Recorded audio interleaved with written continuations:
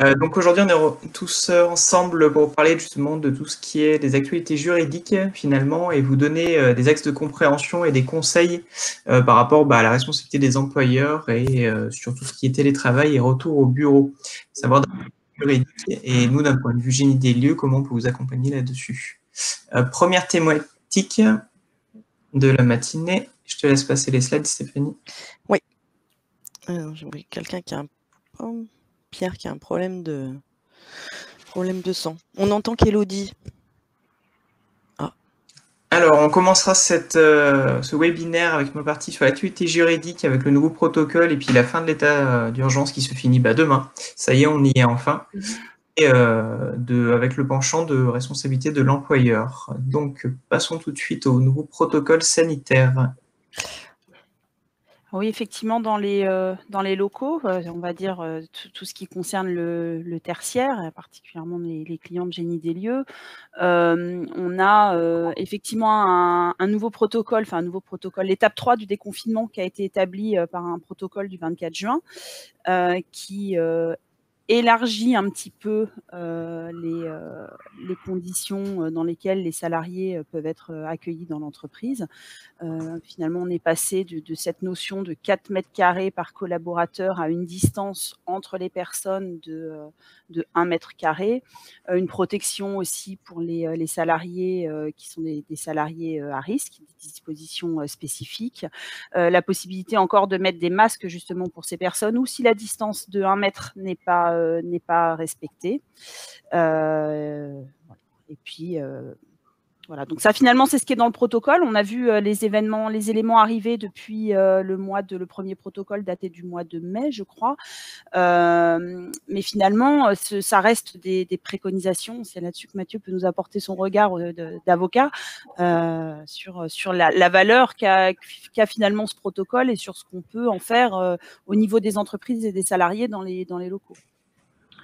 Oui, alors le nouveau protocole, comme les précédents, en fait, n'a pas de valeur normative en tant que tel, donc ce n'est ni une loi ni un règlement, c'est un ensemble de bonnes pratiques qui sont recommandées à respecter dans le cadre de l'accueil des salariés au travail, sur le lieu de travail.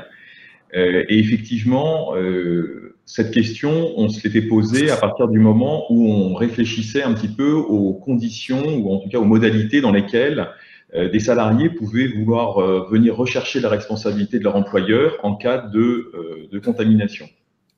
Puisqu'effectivement, là, depuis le déconfinement, donc depuis le 11 mai, on voit de nombreuses décisions, ou en tout cas pas de décisions, mais d'actions en justice, en fait, qui sont introduites tant à l'égard de collectivités publiques que même d'entreprises. Et c'est vrai que, comme il y a toujours un décalage entre les décisions, enfin, les actions en justice et la fin d'une procédure, puisqu'on a généralement une première instance et ensuite un appel. C'est vrai que pour l'instant, on est encore un peu pauvre. On a quelques décisions de référé qui sont venues un petit peu émailler le confinement, que ce soit dans les arrêts Renault, les arrêts Amazon ou autres. On a vu qu'effectivement, il y avait une prise de position de la justice sur la manière dont devait être respecté le protocole, mais en fait sans se fonder véritablement sur les protocoles qui à l'époque n'existaient pas. Donc là, aujourd'hui, on est encore sur une incertitude sur la façon dont des actions introduites par des salariés pourraient être accueillies. Donc quand on regarde un petit peu le code pénal, la première infraction, c'est la mise en danger de la vie d'autrui, qui est prévue par l'article 223.1 du code pénal. Et ça, c'est le fait d'exposer directement autrui à un risque immédiat de mort ou de blessure. Donc là, le code pénal impose la violation d'une obligation délibérée et d'une obligation particulière de sécurité ou de prudence imposée par la loi ou le règlement. Donc là, très clairement, on voit bien que ça ne peut pas être appliqué aux différents protocoles qui ont été émis par le gouvernement, puisque celui-ci n'ayant pas une valeur ni de loi ni de règlement, il ne pourrait pas être invoqué. Sa violation ne pourrait pas être invoquée à l'appui d'une demande de reconnaissance de cette infraction. En plus, il faut clairement dire que les protocoles ont un degré de précision qui est celui-là, mais en tout cas, ce n'est pas suffisant, en tout cas pour un juge pénal, pour considérer qu'on est sur une violation d'une obligation particulière de prudence ou de sécurité. En plus, dernier élément qui vient finalement empêcher l'engagement de la responsabilité de l'employeur sur ce fondement, c'est qu'il faut que le caractère manifestement délibéré de la violation soit rapporté. Or, pour ça, il faut que l'auteur des faits ait véritablement la conscience qu'il est en train de transgresser une règle. Et là, quand on voit, je dirais, le peu de connaissances qu'on avait sur les effets, les modalités de propagation du Covid encore au mois de février 2020, il semble quand même très difficile d'arriver, pour ces éléments, d'arriver à pouvoir engager la responsabilité pénale de l'employeur sur donc, le fondement de la mise en danger de la vie d'autrui. Ça, c'est la première infraction. La deuxième infraction qu'on pourrait imaginer, c'est l'atteinte involontaire à la vie ou à l'intégrité physique. Et ça, ensuite, c'est de là que découle effectivement tout ce qui va être homicide ou blessure involontaire. Donc là, il n'y a aucune violation d'une obligation particulière de sécurité ou de prudence. En revanche, depuis la loi Fauchon de 2000, les juges vérifient que l'auteur n'a pas accompli de diligence normale. Donc il y a toujours finalement une faute à caractériser, sachant que dans le cadre du déconfinement, il y a eu la loi 2020-546 du 11 mai 2020, donc c'était le jour du déconfinement, et qui prorogeait l'état d'urgence, et qui est venu insérer l'article L 3136-2 du Code de la santé publique, où là, pour le coup, la mise en jeu de la responsabilité pénale doit tenir compte des compétences de l'auteur, du pouvoir et des moyens dont il disposait dans le cadre de la situation de crise ayant permis la mise en place de l'état d'urgence sanitaire. Donc là, encore une fois, pour la même raison de l'état d'ignorance des modalités de propagation et de diffusion du Covid-19, je vois mal comment est-ce qu'on pourrait obtenir la reconnaissance de cette infraction à l'encontre d'un employeur. Le troisième volet pénal, ce serait effectivement une omission involontaire, c'est-à-dire par exemple non-assistance à personne en péril, sur le fondement de l'article L223-6 du Code pénal. Et là encore une fois, il faut qu'il y ait une abstention de prendre ou de provoquer des mesures permettant de combattre un sinistre. Et là encore une fois, le caractère volontaire va être difficile à rapporter. Donc très clairement, d'un point de vue pénal, aujourd'hui, les principaux risques encourus par un employeur, c'est déjà le fait donc de méconnaître les dispositions relatives à la santé et à la sécurité, qui sont posées par l'article L4741-1 du Code du travail. Donc ça, c'est effectivement, pourrait rentrer là-dedans le non-respect des différents protocoles. On serait plutôt sur des mesures finalement tout à fait basiques. Ou alors, c'est sur le fondement de l'article R4121-2 du Code du travail, c'est la non-actualisation du document unique d'évaluation des risques, le fameux DUR, où là, pour le coup, il est effectivement impératif que dans toutes les entreprises, qui doivent bien évidemment en avoir un par établissement également, il faut que le document unique d'évaluation des risques intègre une partie sur les bonnes pratiques face au Covid et qui intègre les gestes barrières. Donc, c'est vraiment sur ce fondement-là qu'aujourd'hui, qu'il pourrait y avoir l'engagement d'une responsabilité de l'employeur au niveau pénal. Sachant que par rapport à cette actualisation du document unique d'évaluation des risques, il y a aujourd'hui un débat devant les juridictions, c'est-à-dire qu'aujourd'hui, plusieurs juridictions ont rendu des décisions, et notamment savoir s'il faut ou non soumettre au comité social et économique l'actualisation de ce document unique. Il y a certaines juridictions qui disent que oui, d'autres qui disent que non, à partir du moment où c'est une simple actualisation et qu'effectivement, il y a une certaine urgence à pouvoir intégrer ces bonnes pratiques et que pour des raisons éventuellement tout à fait pratiques, il n'est pas forcément facile de pouvoir réunir très rapidement le CSE. Alors c'est de moins en moins vrai chaque jour qui passe, mais en tout cas, aujourd'hui, on voit que la ligne juridique n'est pas totalement définie, mais en tout cas, on ne peut que vous engager à vérifier que vous avez bien un document unique d'évaluation des risques qui est complet et qui est actualisé et qui intègre donc le risque de Covid-19. Donc finalement, Mathieu, on voit que ce nouveau protocole n'est qu'à titre d'indicatif, de bonne pratique. Il n'est ni une loi, ni un décret, ni une ordonnance. On voit que par rapport au risque de l'employeur, pour l'instant, on n'a pas de jurisprudence et c'est surtout, on va dire, du bon sens et une démarche préventive. Élodie, comment Génie des lieux peut accompagner les entreprises aujourd'hui par rapport au document unique? Est-ce que les plans de distanciation, Mathieu, peuvent être inclus dedans, doivent être inclus dedans, par exemple?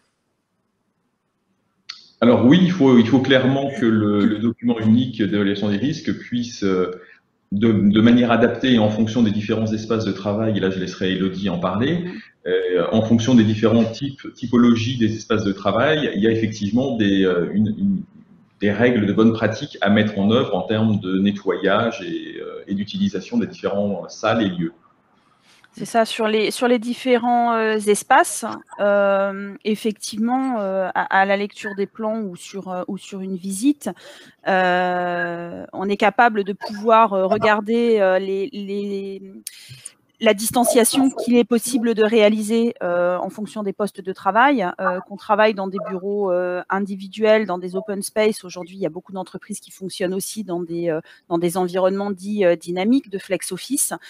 Pouvoir se dire quelles sont les bonnes règles que l'on applique et au-delà de les appliquer aussi que l'on diffuse, sur lesquelles on communique, pour finalement permettre le respect de ces barrières et de cette distanciation sociale.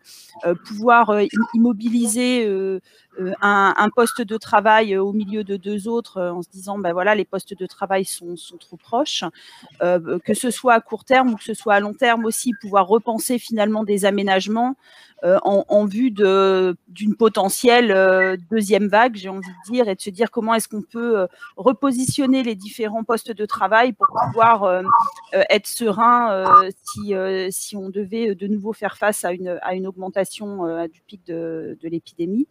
Le travail sur les flux aussi, bien évidemment. Dans les locaux, la circulation, on se déplace aujourd'hui beaucoup, d'autant plus qu'on travaille, pour beaucoup, nombre de salariés, et notamment en Île-de-France, on travaille encore beaucoup à domicile, et quand on vient en entreprise, c'est quand même beaucoup pour échanger avec nos collègues. Donc c'est important que le travail sur les flux puisse être réalisé, où est-ce qu'on se croise, les nœuds de circulation, et aussi tous les travail sur le travail sur les espaces communs. Qu'est-ce qu'on fait d'une cafétéria, d'un restaurant d'entreprise, de salles qui sont à capacité un peu plus importante, des auditoriums, des salles de créativité, pouvoir finalement fixer des règles en fonction de la typologie des locaux, de la configuration, du mobilier, de l'utilisation qui doit en être faite. Est-ce qu'il faut transformer certains espaces en fonction de l'utilisation, les usages des collaborateurs qui justement viennent aujourd'hui dans les locaux plus pour être sur du collaboratif. Voilà, c'est là-dessus, en tous les cas, il me semble que les entreprises doivent réfléchir aujourd'hui et actualiser s'il faut l'ensemble des documents et communiquer surtout auprès des différents collaborateurs. La communication est vraiment un point important. Ça va nous permettre peut-être après quelques questions de passer au chapitre 2 sur au retour au bureau. Même si finalement ce document unique, les entreprises ne sont pas obligées de le communiquer ou de le mettre à consultation. On voit dans la période d'aujourd'hui que la communication et la transparence au sein des collaboratoires, des CSE et autres, est vraiment importante pour réengager, pour recréer ce lien social. Surtout que ça évolue en fait, on est vraiment, tout le monde est un peu en mode d'expérimentation continue au quotidien, c'est-à-dire qu'effectivement les entreprises s'adaptent au fur et à mesure à la fois des protocoles, mais aussi du retour au bureau de leurs collaborateurs. Pour certains, ils sont revenus très rapidement et pour d'autres, un peu moins vite. Et puis, bien évidemment, une adaptation aussi à ce qu'est l'épidémie aujourd'hui et à ce qu'elle pourrait être. Effectivement, c'est important. Je me permets une petite remarque. C'est vrai que ce qui peut être un petit peu étonnant, c'est que c'est vrai qu'on dit qu'on retourne au bureau pour le lien social, pour partager, pour collaborer, travailler ensemble. En même temps, au regard des règles de distanciation, finalement, ça met un petit déséquilibre dans tout ça. Donc c'est vrai que c'est pour ça que c'est important de travailler sur à la fois les usages, ce qu'on vient faire en entreprise, puisqu'on sait qu'on ne peut pas accueillir aujourd'hui 100% des collaborateurs dans les locaux. Si on veut effectivement respecter la distanciation et les gestes barrières. Donc il faut réfléchir à qui revient en termes d'activité, en termes de métier, en termes de projets, qui on fait revenir, quel roulement éventuel il faut établir au sein d'une semaine, au sein d'un mois. Et puis quels espaces on utilise entre ceux qui existaient déjà, qui préexistaient et dont finalement les aménagements sont adaptés à ces usages, et puis ceux qu'il faut transformer, qu'il faut adapter pour finalement passer d'usages précédents qui étaient très tournés vers du travail individuel vers un usage aujourd'hui un peu plus collectif, collaboratif. On a bien amorcé la deuxième partie. J'aimerais quand même donner la parole par écrit. Vous nous excusez, ce sera que par écrit. Sur cette première partie juridique, est-ce que vous avez des questions? Ça a été peut-être un peu dense, peut-être que c'est pas dans vos compétences habituelles, ces points juridiques. Au niveau de la responsabilité de l'employeur, est-ce que vous avez des questions à poser à Mathieu et Elodie? Je laisse 2-3 secondes, le son arrive et que en attendant, il y a le commentaire d'Isabelle qui disait que le retour au bureau a été difficile psychologiquement et que personne ne se parlait. C'est vrai qu'il peut y avoir un effet un peu entre la peur et du coup, c'est vrai que le fait d'être effectivement espacés les uns des autres, c'est vrai qu'il peut y avoir aussi un côté un peu curieux aussi de finalement retourner au bureau pour être à distance. Mais voilà, c'est juste une petite remarque comme ça. Oui, curieux ou anxiogène. C'est vrai aussi que le retour au bureau, pour beaucoup de personnes, ça a été associé à un retour des transports. Pour ceux qui ont pu, on a vu l'explosion du vélo, tous ceux qui ont pu le faire parce que la distance le temps de trajet était réalisable, et voilà, ça a été le plan B, le vélo, la marche. Pour les autres, c'est passé par les transports, donc ce qui est quand même un petit peu anxiogène. Et puis, effectivement, après, dans les locaux, de se dire, quand on a passé 3 mois soit dans une cellule familiale, soit seul dans son logement, de se dire finalement je reviens à un environnement peut-être sanitaire qui est un peu moins aisé. Je vois une question là sur comment pensez-vous pouvoir mettre en place le roulement à établir. Du coup, je vois que les questions concernent pas mal le retour au bureau. On va mettre de côté cette première partie sur la partie responsabilité de l'employeur s'il n'y a pas de questions. Et puis passer directement sur la suite, comme ça on pourra à la fois répondre et à la fois enchaîner. N'hésitez pas à poser vos questions au fil de l'eau surtout. Je vois effectivement, je reviens là sur la cantine quand même, des horaires des bâtiments pour manger, des plastiques sur les tables. C'est vrai que dans les restaurants interentreprises, ça donne un côté un peu étonnant. Mais malgré tout, voilà, c'est de l'adaptation. Je pense qu'il y a des restaurants interentreprises qui d'habitude sont aussi ouverts à des usages collaboratifs, à un travail un peu type coworking, qui aujourd'hui se sont recentrés sur l'usage pour pouvoir déjeuner, s'assurer qu'il n'y ait pas trop de passages sur une même table. Et puis, effectivement, après, c'est au niveau les règles sanitaires du côté de ceux qui préparent les repas, qui filment l'ensemble des préparations. C'est vrai que c'est étonnant. Je l'ai pratiqué moi-même la semaine dernière. Je vous rejoins Isabelle. Mais c'est vrai que dans le cadre du retour au bureau, la première chose à faire, c'est communiquer avec les salariés, puisqu'on voit bien qu'ils ont été dans une forme d'isolement pendant la période de confinement, même si c'était un isolement à plusieurs ou familial, et que très clairement, à partir du moment où il faut reprendre une vie sociale qui a été dénoncée comme étant potentiellement à risque, il y a forcément une inquiétude, une angoisse, une mauvaise maîtrise de la façon dont les choses vont pouvoir se passer. Et c'est clair que c'est à l'employeur de faire ce travail pédagogique. Moi-même, avec mes collaborateurs, c'était entre 1h15 et 1h30 par collaborateur pour arriver à expliquer pourquoi est-ce qu'il fallait revenir, qu'est-ce qui avait été mis en place pour qu'ils puissent travailler en toute sécurité, comment, et en détaillant vraiment dans le détail et en travaillant beaucoup sur le dialogue, puisque c'est vraiment cet outil qui permettra de finalement faire tomber les réticences et finalement ensuite la vie reprend son cours et on se rend compte que déjà dès les premiers jours, il y a effectivement le fait de trouver ça un peu curieux, mais très rapidement, il y a quand même ce plaisir de se retrouver, de pouvoir ensuite rééchanger sur les projets et qu'il faut arriver à remettre en avant. Mais pour ça, il faut clairement qu'il y ait, dans le cadre du retour, il faut qu'il y ait une formalisation de ce qui a été prévu. Donc très clairement, même si ça avait déjà été le cas à partir du 11 mai, il y avait tout ce qui était signalétique au sol qu'il fallait bien sûr pouvoir montrer. Et donc moi j'avais fait des photos pour montrer ce qui avait été mis en place. Ensuite, sur tout le matériel de nettoyage, il faut aussi chacun organiser éventuellement des roulements pour que chacun s'y mette, parce que bien évidemment, il est hors de question, enfin, il y en a certains qui peuvent l'avoir, mais d'avoir du personnel de nettoyage 24/24 et qu'à un moment ou à un autre, ça sera à chacun de pouvoir, avant d'utiliser tel ou tel objet, de pouvoir le nettoyer. C'est vrai qu'aujourd'hui, on est quasiment à 2 mois après le déconfinement, et on sent qu'il y a un certain relâchement. On voit effectivement que les gens oublient leur masque ou maintenant, c'est clair que par contre, dans les zones véritablement à risque, comme par exemple les transports en commun, il y a finalement encore très peu de monde.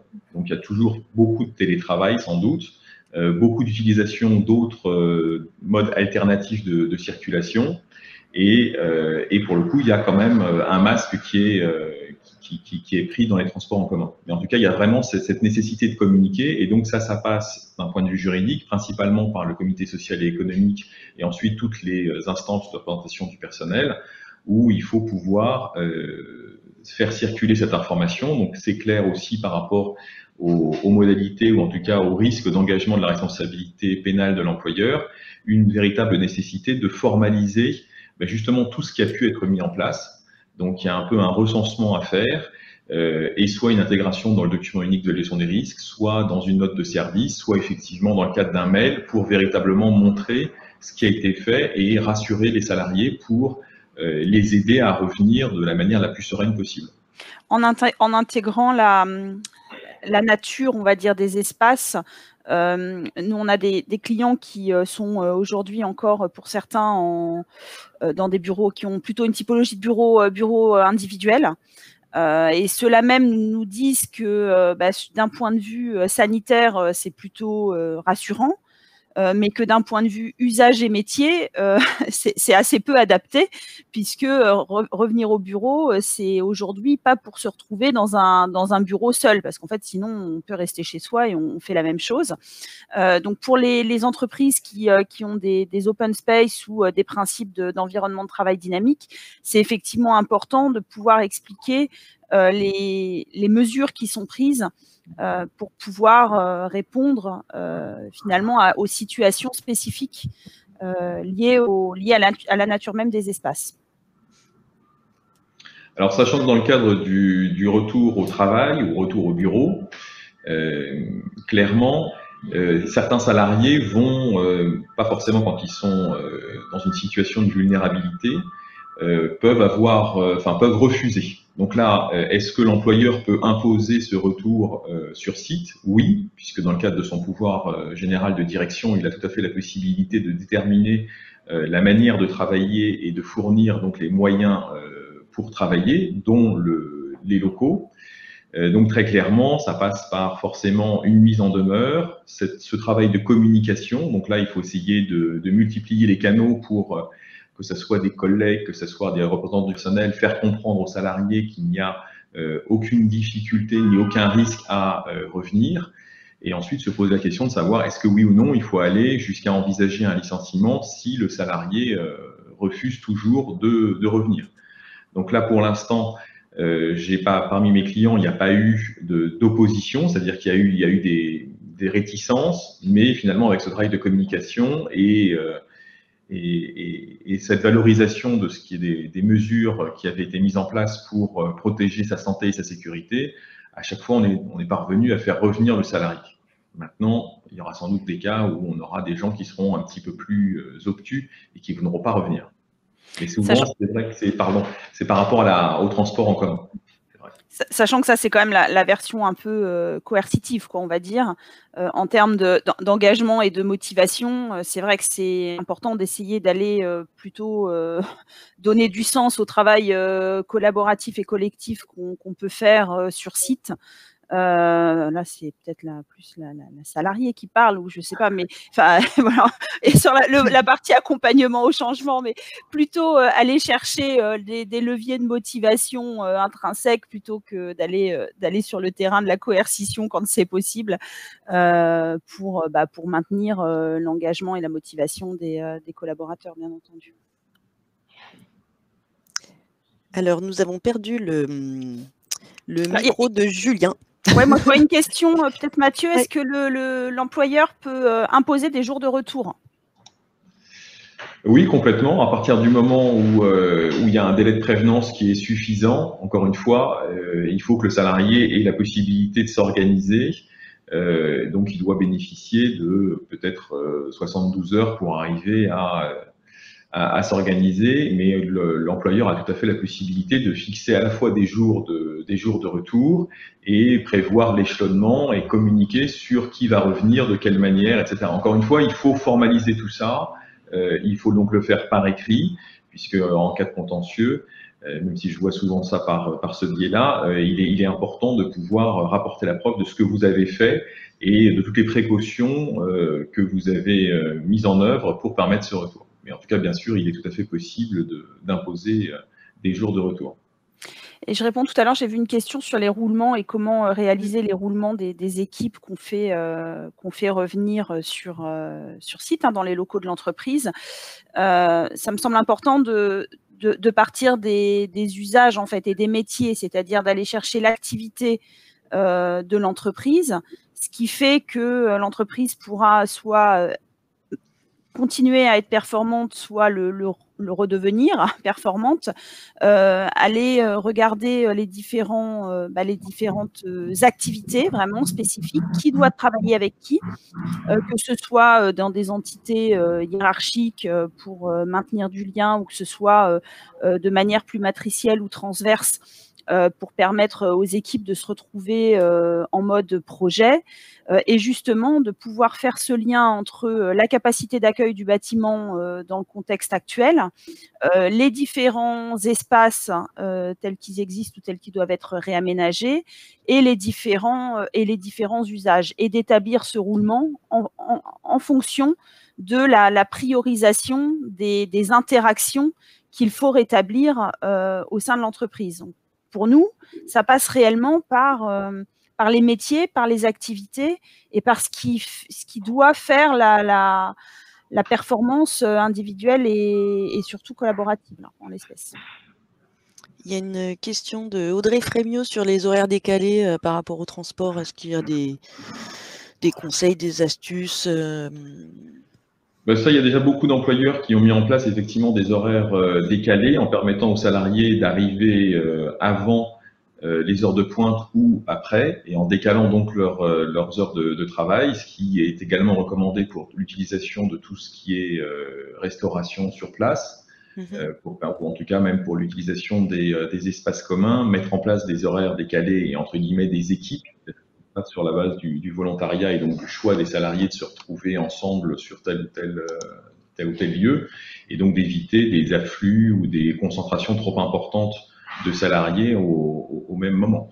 Il y a également certains de mes clients qui ont, entre guillemets, attribué les sanitaires pour éviter au maximum des multi-contaminations, en disant, voilà, on va attribuer, donc il y a des espaces effectivement qui sont réservés à certaines équipes et pas à d'autres. Donc là, en fait, c'est un peu en essayant de limiter véritablement les concentrations ou les multi-contaminations possibles. Okay.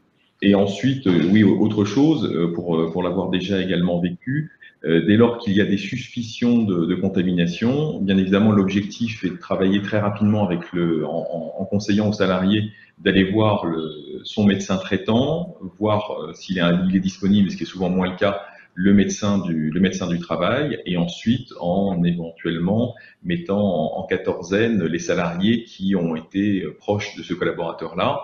Et souvent, il y en a même maintenant qui peuvent déterminer si le salarié qui, par exemple, développe le Covid, on peut savoir s'il était contaminé ou pas, et contagieux, pardon. S'il n'était pas contagieux, dans ce cas-là, on peut faire revenir très rapidement les salariés. Mais en tout cas, il y a effectivement cette gestion un peu au cas par cas, en essayant d'isoler les cellules pour véritablement limiter et contingenter au maximum une éventuelle propagation.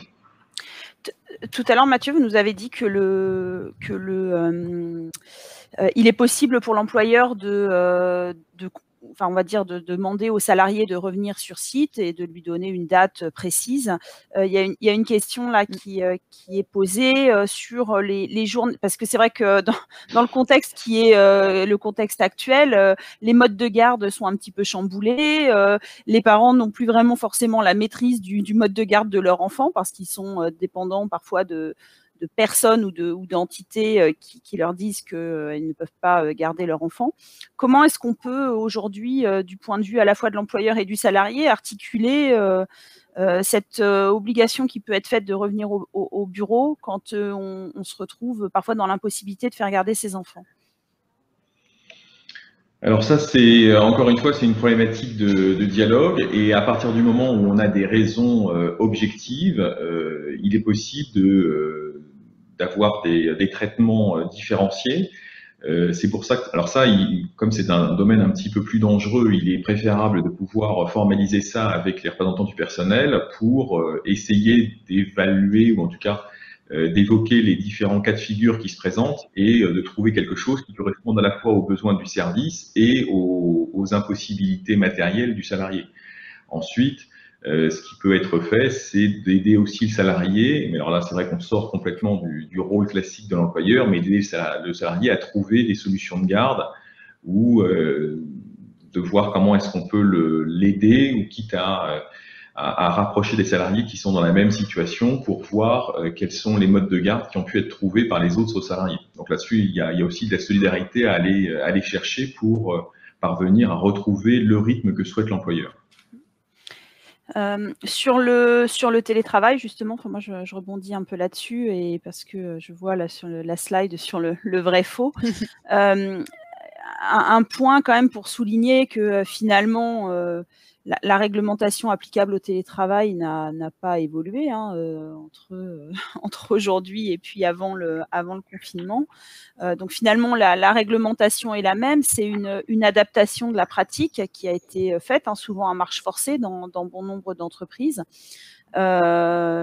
Moi, je me plais à penser que c'était pas réellement du télétravail pendant toute la période de confinement et à 100%, parce que un des éléments caractéristiques du télétravail, c'est le volontariat, à la fois celui du salarié et également celui de l'employeur, et que là, en l'espèce, bien souvent, les salariés n'ont pas choisi de télétravailler 5 jours par semaine, et les employeurs et managers n'ont pas non plus choisi ni de télétravailler eux-mêmes en full-time, ni de voir leurs collaborateurs télétravailler de la même manière à temps plein.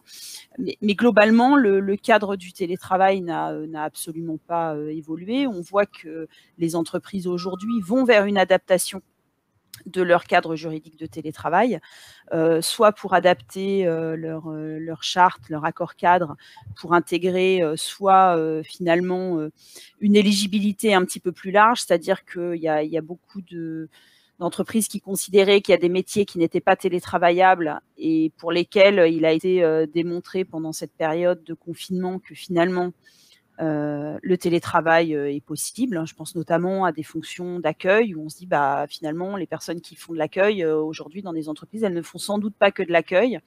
Et donc, il est possible, si on a une masse critique de personnel d'accueil suffisant, de se dire qu'il y a un roulement qui s'établit et que ces personnes télétravaillent. Elles ne pourront pas télétravailler peut-être à 100% du temps avec un site qui sera ouvert, mais au moins peut-être 20% du temps, une journée par semaine.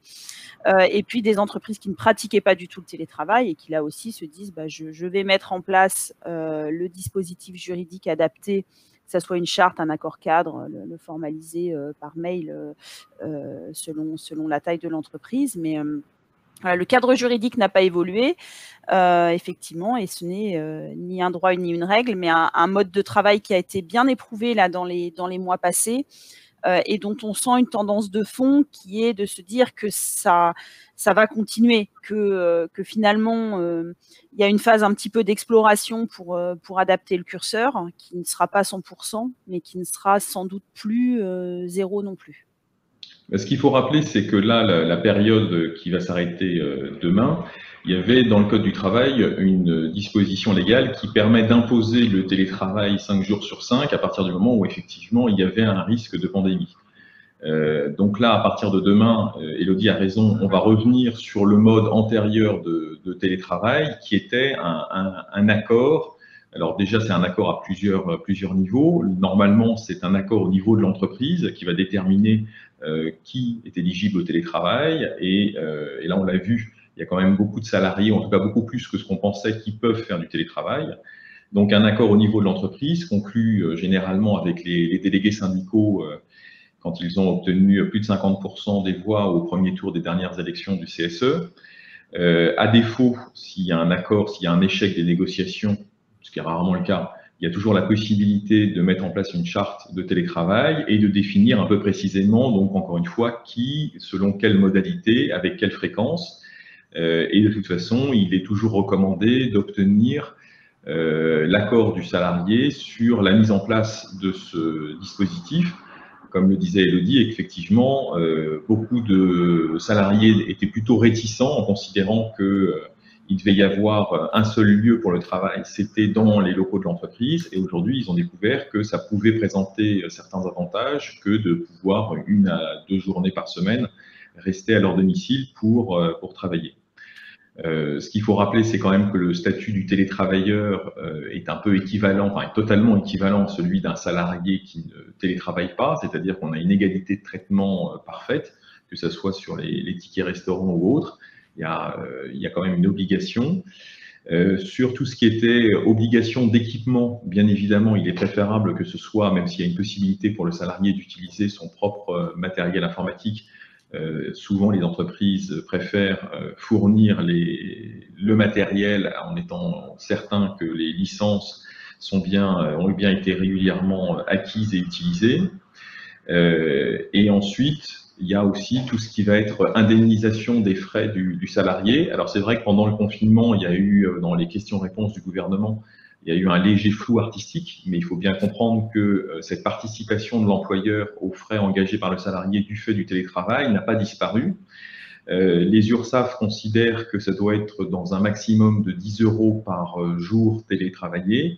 Maintenant, il est tout à fait possible de prévoir un montant inférieur, sachant que, parce que mieux vaut bien évidemment partir sur un forfait, il est à mon sens totalement impossible, sauf à demander aux salariés de s'équiper d'un deuxième compteur EDF sur lequel il va brancher simplement son imprimante et son PC, de pouvoir déterminer très précisément la consommation électrique qui va être attribuée à son activité professionnelle.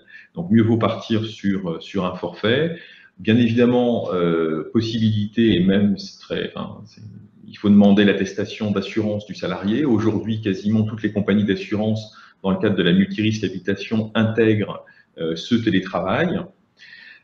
Si jamais donc il y a un sinistre, ça sera couvert, même si c'est effectivement un matériel professionnel qui est responsable du sinistre. Ensuite, l'autre question, c'est un accident qui survient dans l'habitation, dès lors que c'est pendant les heures de télétravail, c'est considéré comme un accident du travail. Et donc là-dessus, il y a tout le suivi, je dirais, médical et autres, doit être conforme, comme si le salarié était dans les locaux de l'entreprise. Je me pose une petite question pour ceux qui participent au webinaire. Est-ce que vous avez dans vos collaborateurs des gens qui refusent de revenir sur le lieu du travail et pas au travail et quelles sont les raisons en fait? Est-ce que c'est principalement pour des raisons de santé? Est-ce que c'est pour des raisons de confort? Est-ce que c'est pour des raisons de performance, de bien-être? Voilà, donc je veux bien avoir vos réponses sur le fil. En attendant, il y a Bertrand Salomé qui nous explique un petit peu comment ils ont organisé finalement leur retour au bureau. Donc en fait, ils font moitié-moitié, ils alternent en fait pour être toujours sur à peu près la moitié des collaborateurs, un jour sur 2. Voilà, je sais pas. C'était ce qui a été conseillé principalement pour dans le cadre des plans de continuité d'activité.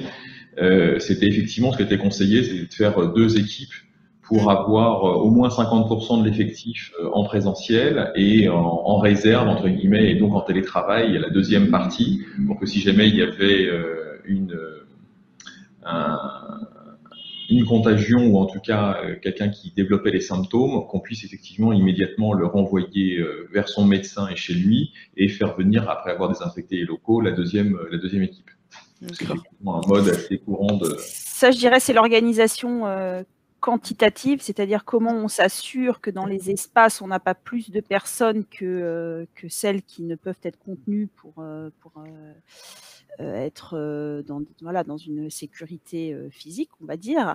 Après, ce qui est important, je ne sais pas comment ça s'organise, mais c'est plutôt de réfléchir à qui on fait revenir sur ces différentes journées pour que ça soit le plus adapté possible au travail que les différents collaborateurs doivent faire et de s'assurer que les personnes qui sont là, la moitié qui est présente sur site le jour 1, est bien celle qui a le plus d'interactions à avoir ensemble et qui va être finalement la plus efficace dans cette configuration, et que la deuxième moitié qui sera présente sur le site le jour 2, de la même manière, puisse se retrouver dans la bonne configuration par rapport à ce qui est attendu en termes de métier et de travail à réaliser. Parce que sinon, on peut partir pour si le confinement, si le confinement durait jusqu'en décembre, on pourrait finalement ne voir qu'une partie de ses collaborateurs et jamais, je pense, d'être en moitié-moitié. Il y a une intervention de Isabelle, donc qui explique les raisons de réticence de retour au bureau par le manque de dialogue avec le manager pendant tout le confinement.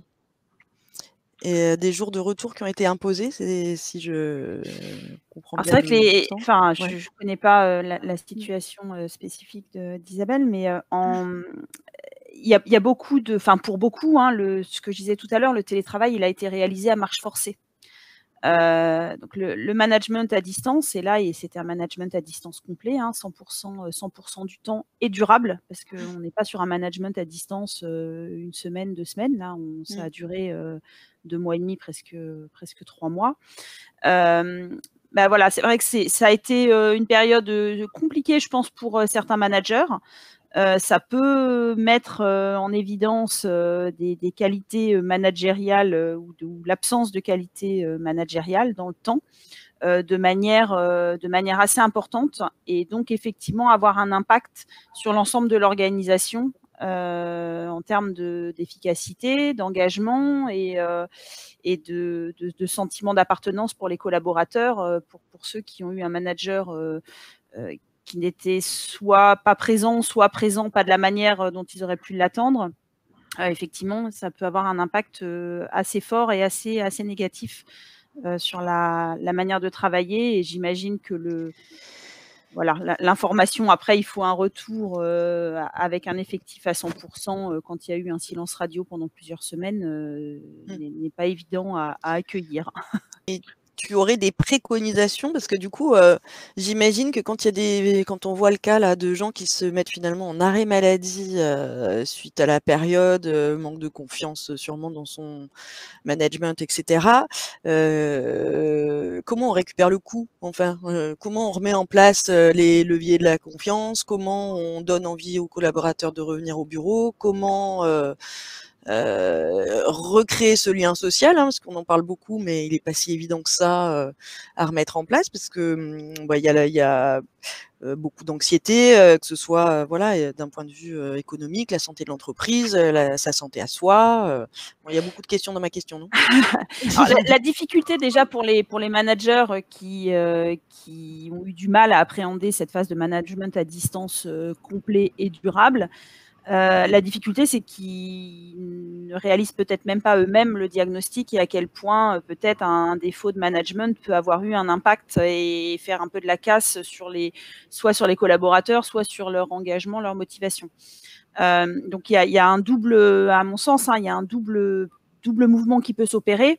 Le premier qui concerne les collaborateurs, chacun a aussi une capacité à agir sur l'organisation et à pouvoir formuler des propositions auprès de son manager sur ce qu'il aimerait voir mis en place, sur ce qui fonctionne sur lui, sur ce qui a été difficile, sur ce qu'il aurait aimé voir faire. Je veux dire, à partir du moment où c'est formulé de manière assertive et pas en attaquant personnellement la personne, il y a de fortes chances pour que ce soit bien accueilli par le manager. Et puis également le deuxième mouvement qui sera un mouvement un peu de l'organisation, et on en a nous on a quelques clients qui nous sollicitent dans ce sens, c'est d'aller réaliser aussi un diagnostic de cette phase de confinement, que ce soit par un atelier avec le CODIR ou avec une équipe, de pouvoir mettre des mots, identifier les difficultés, identifier les enjeux aussi. Quels sont les enjeux aujourd'hui? Est-ce que ce sont des enjeux humains? Est-ce que ce sont des enjeux business? Et de pouvoir mettre derrière les actions à mettre en place pour soit remettre sur pied l'équipe, soit permettre d'avancer plus vite.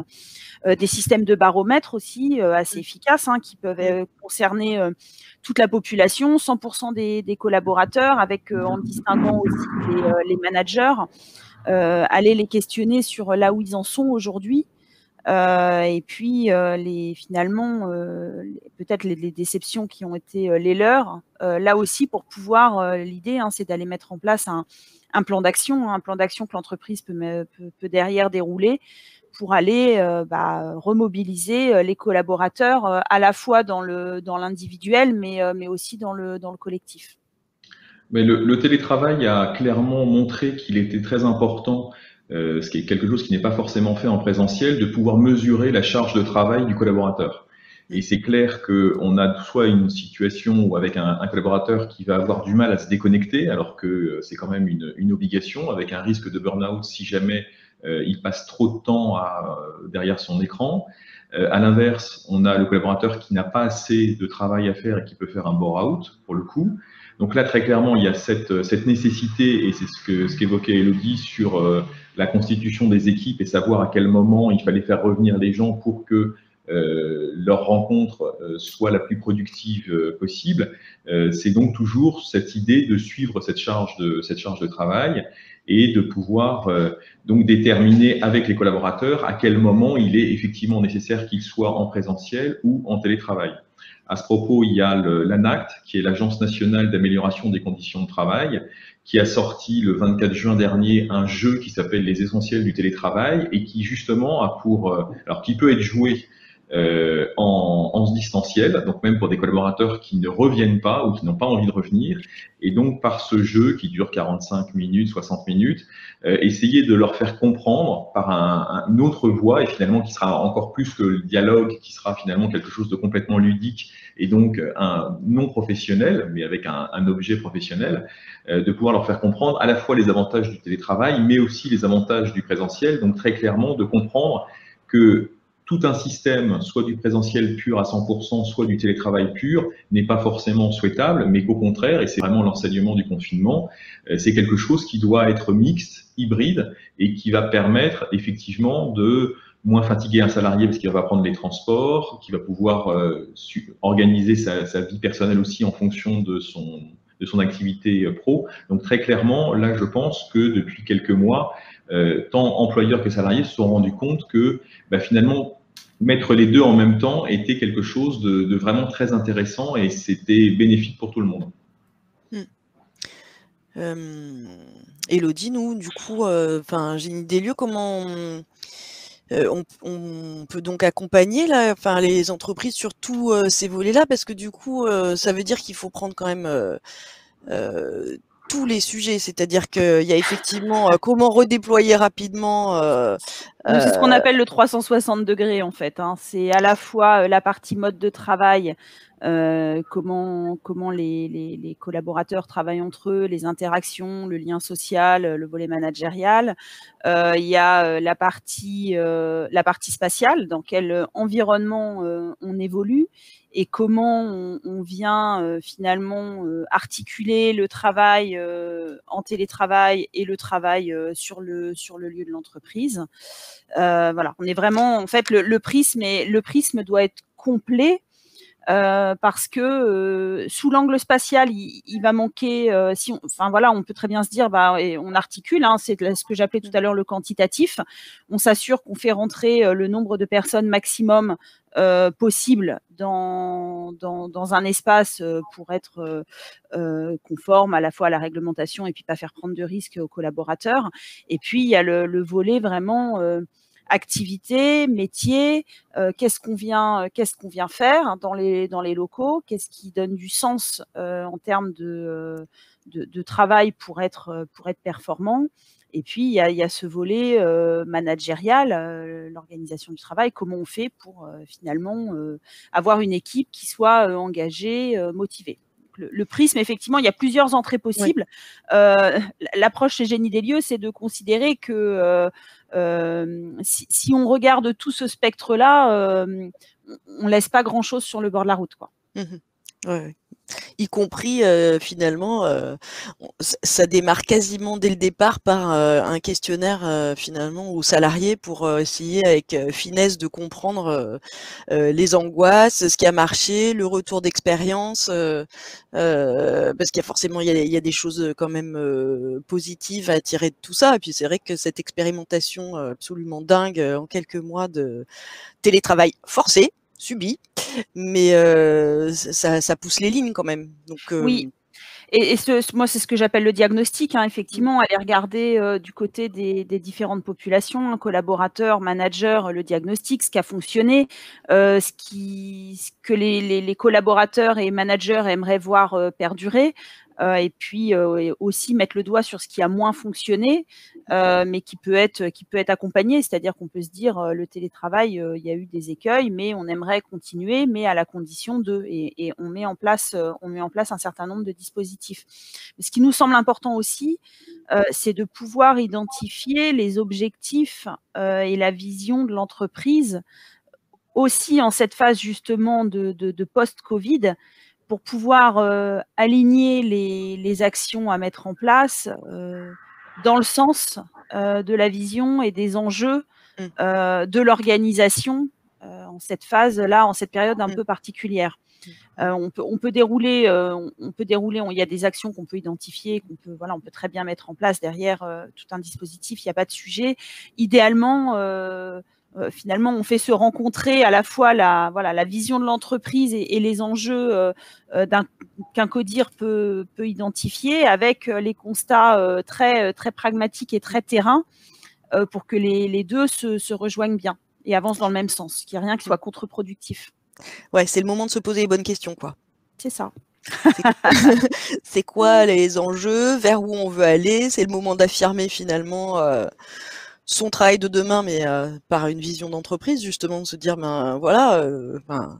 j'imagine que forcément, on doit avoir peut-être pas mal de directions en ce moment qui se disent, finalement, quels sont les enseignements à tirer de tout ça et quels sont nos enjeux à nous et qu'est-ce qu'on va affirmer aussi, parce que on peut imaginer qu'il peut y avoir des enjeux économiques pour certaines entreprises, de se dire finalement réduction de mètres carrés, d'autres ça va être on va mettre plus de liens sociaux et on va aller vers plus de performance, d'autres qui se disent on regarde la crise sanitaire, est-ce que finalement nos enjeux sont pas RSE?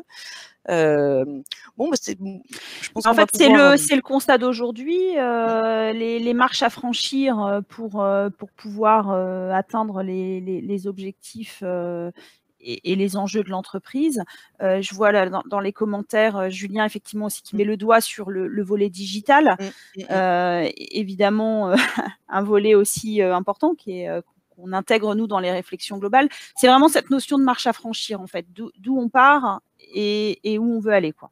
Sachant qu'il y a quand même beaucoup d'attentes de la part des salariés sur justement, enfin, un positionnement de la direction sur ce nouveau mode de travail, enfin, qui n'est pas nouveau, mais qui véritablement a été expérimenté par tout le monde. Et c'est vraiment ça la nouveauté, c'est qu'effectivement, on s'est quand même rendu compte qu'il était possible d'avoir une activité professionnelle à distance pendant plusieurs semaines sans se voir physiquement.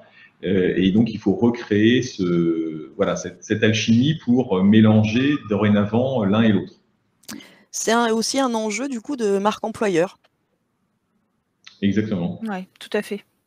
Sachant que, alors ça c'est un sujet où on va sortir du lieu de travail, mais il y a effectivement le lieu de travail au domicile, qui est aussi un sujet, puisque on a bien vu que les collaborateurs qui avaient le mieux travaillé chez eux, c'était aussi ceux qui avaient un espace de travail dédié, qui pouvaient s'isoler, qui pouvaient effectivement ne pas être dérangés toutes les 30 secondes par un enfant ou autre. Donc très clairement, il y a aussi ça sera une question, mais qui là pour le coup rentre dans le domicile, donc dans la vie privée du salarié, qui pour l'instant n'est pas encore totalement abordé, mais qui pourrait être un sujet en devenir, de savoir effectivement est-ce que l'employeur doit se mêler de cette organisation-là, qui va finalement désormais également le concerner.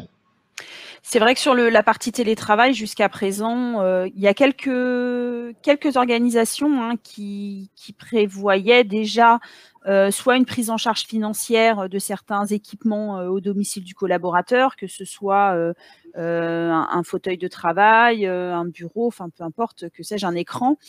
Donc il y a déjà quelques entreprises, quelques organisations qui proposaient cette prise en charge.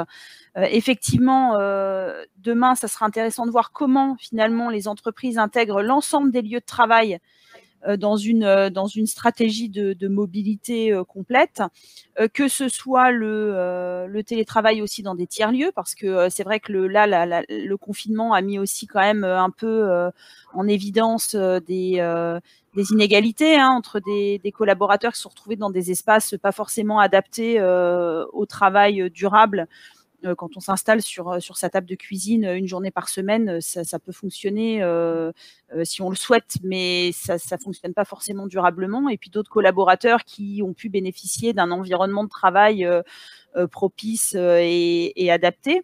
Donc, les entreprises vont sans doute avoir à se questionner sur finalement l'extension du télétravail à domicile vers le coworking et prendre en charge de manière peut-être plus importante que ça n'était fait jusqu'à présent le remboursement de journées passées dans des tiers-lieux, mais également tout ce qui concerne les installations à domicile, parce qu'on entend déjà pour certaines organisations apparaître se dire finalement si les gens télétravaillent plus, ils sont moins au bureau. S'ils sont moins au bureau, on a besoin de moins de mètres carrés.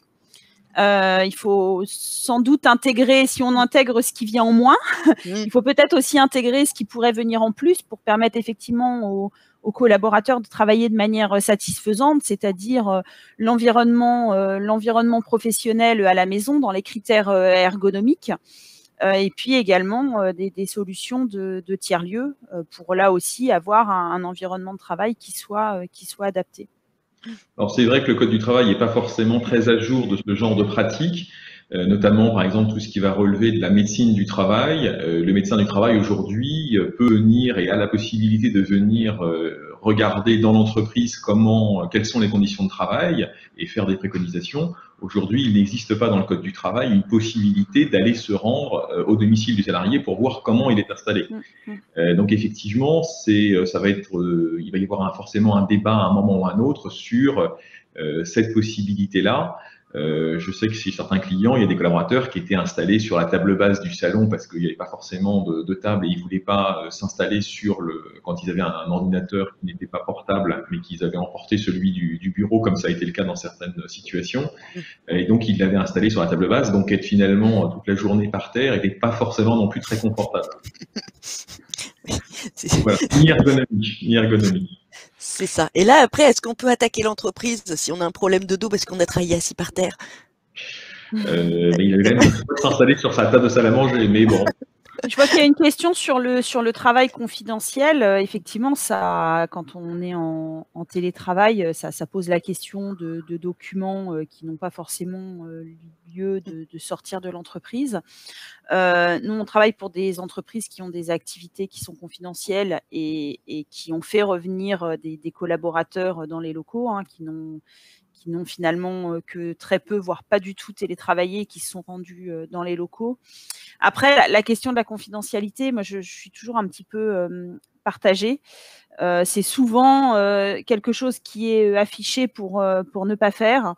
Et pour beaucoup d'activités, pas toutes, hein, je suis d'accord, mais pour beaucoup d'activités, on se rend compte que les collaborateurs, y compris ceux qui ont des activités confidentielles, et y compris des activités confidentielles vraiment de haut niveau, finalement, ça reste des collaborateurs qui vont télétravailler au Starbucks avant de prendre le train, et puis dans un hall d'aéroport avant de prendre un avion. Je suis toujours un petit peu partagée sur ces sujets confidentiels, mais de manière durable. Effectivement, le travail confidentiel à domicile, et on l'a vu aussi sur et ça a été l'occasion de pas mal de piratage, etc. pendant le confinement. Je crois qu'il y a des hackers qui s'en sont donnés à cœur joie. C'est vrai que pour les personnes qui travaillent en 100% sur des activités confidentielles de haut niveau, la question du télétravail, en tous les cas durable et complet, elle peut se poser. La question du télétravail tout court, c'est-à-dire une journée par semaine, il y a peut-être un petit peu moins de sujets. Ensuite, il y a une vraie problématique de formation à la sécurité informatique qui aujourd'hui en France est tout à fait déplorable.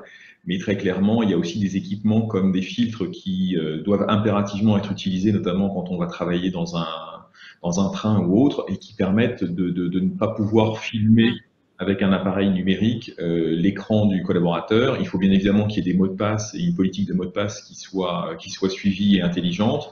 Et ensuite, qu'il y ait vraiment cette sensibilité qui soit développée chez les salariés à pouvoir véritablement conserver leur caractère confidentiel aux informations qui sont données par l'employeur et éviter un piratage ou une perte ou un vol relativement facile. On a une question spécifique, savoir si les managers ou l'organisation peuvent imposer le fait de mettre une caméra lors de conférences téléphoniques. Je n'ai pas d'élément de réponse. Ça, c'est une question assez question piège. Bon, on a des devoirs. Non, pour l'instant, il n'y a pas de, je cherche dans ma tête s'il y a de la jurisprudence sur le sujet, pas du tout. À partir du moment, je vous dirais, si c'est une danseuse ou un danseur, oui, c'est justifié et c'est proportionné. En revanche, si effectivement l'objectif est simplement d'avoir un échange d'informations, je vois mal comment est-ce que l'employeur pourrait l'imposer aux salariés. Donc encore une fois, il faut que l'exigence soit toujours justifiée par rapport au but poursuivi et proportionnée aux moyens. Donc, il est 10h03. On se laisse juste quelques secondes supplémentaires pour les questions qui n'auraient pas été abordées. J'ai vu une question sur un emploi. Là, j'ai vu dans le fil, Mathieu, je ne sais pas si vous allez pouvoir. Est-ce que une entreprise qui se dirait je vais rendre mes locaux et donc passer mes collaborateurs en full télétravail, est-ce que c'est quelque chose qui juridiquement est possible ? Quand on est collaborateur et qu'on a signé un contrat de travail parce qu'on sait qu'on va aller travailler à tel endroit, et est-ce que l'entreprise, quelque temps après, peut finalement imposer Je vois pas d'opposition de principe à partir du moment où, lorsqu'il est nécessaire de se voir en présentiel, c'est assuré, c'est-à-dire lors de réunions ou lors de partage. Effectivement, pour l'instant, on est encore une fois complètement sur quelque chose de complètement nouveau et comme je vous le disais, le code du travail a toujours un temps de retard. Donc, pour l'instant, on a sans doute des réponses qui viendront d'abord des juridictions. C'est sûr que ça peut être une tentation que d'ailleurs une grande entreprise française a de supprimer son siège social, même si effectivement on va passer à quasiment à 80% en télétravail. Mais ça va être sans doute un nouveau mode effectivement d'activité et d'exploitation en supprimant le siège et chacun restant chez soi. Et là, le CSE peut quand même avoir un peu de poids ou Le CSE, justement, il faudra, parce que ça aussi c'est quelque chose qui n'existe pas dans le Code du travail, normalement le représentant du personnel a la possibilité d'aller rencontrer chaque salarié. Donc là, encore une fois, c'était possible dès lors qu'on était tous sur le même site ou sur des sites prédéterminés. À partir du moment où finalement les salariés ne sont plus sur site, ce droit-là va entraîner forcément pour les représentants du personnel une perte de communication et d'information. Donc, il va falloir aussi que soit intégré dans le Code du travail des possibilités pour eux d'avoir accès aux données personnelles des salariés pour, en tout cas, pouvoir les contacter et continuer à exercer ce droit. Donc, très clairement, on a énormément de points dans le Code du travail qui vont devoir être revus par rapport à ces nouveaux modes de travail. Les délais pour faire évoluer le Code du travail, en même temps, ça l'est. Généralement, ils sont capables de sortir un projet de loi tous les 15 jours, donc je pense que ça peut aller vite. Maintenant, je ne sais pas si c'est vraiment le sujet le plus actuel. D'accord, oui. Ou le plus brûlant. Ok. Eh bien, merci. Je pense qu'on peut conclure là. Si vous avez des questions qui vous viennent après le webinaire, n'hésitez pas à nous les envoyer. On essaiera quand même d'y répondre. On a enregistré cette séance, donc on pourra vous l'envoyer. Et puis, on vous dit à bientôt pour un prochain webinaire. Si vous avez des questions aussi à Mathieu, des questions spécifiques sur les côtés juridiques, et puis sinon des questions plus sur l'accompagnement de vos collaborateurs ou le spatial, ou comment on va déployer notre charte d'occupation parce que le Covid revient au mois d'octobre, n'hésitez pas à revenir vers nous. Merci à nos intervenants. Merci Julien. Je n'ai pas fait exprès de te couper le micro, mais je n'arrive pas à le remettre. Et je vous souhaite une bonne journée à tous. Merci. Bonne journée. Merci à tous. Bonne journée. Au revoir.